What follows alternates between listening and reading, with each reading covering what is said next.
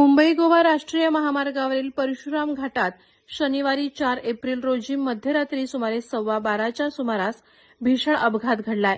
या अपघातात एकाचा जागीच मृत्यू झाला असून 3 जण जखमी झालेत। जखमींवर चिपळूण येथील लाईफ केअर हॉस्पिटलमध्ये उपचार सुरू आहेत।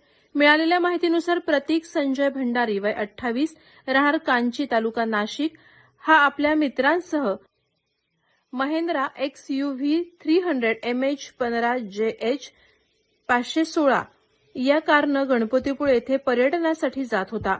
परशुराम घाट परिसरात आल्यानंतर चालकानं आपल्या ताब्यातील कार भरधाव वेगात चालवली आणि त्याचा वाहनावरील ताबा सुटला।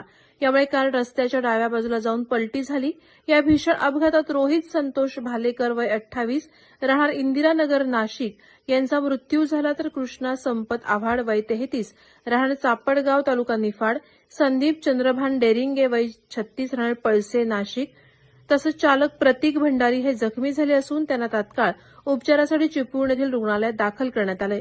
या अपघाताची माहिती मिळताच महामार्ग पोलीस मदत केंद्र चिपळूण येथील पथकानं अवघ्या काही मिनिटात घटनास्थळी धाव घेतली।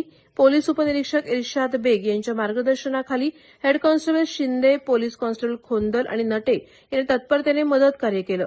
या अपघातात संबंधित वाहनांचे मोठ्या प्रमाणात नुकसान झालं असून पुढील तपास खेड पोलीस ठाण्यातून करण्यात येत आहे। प्रहार डिजिटलसाठी राकेश कोळी, खेड।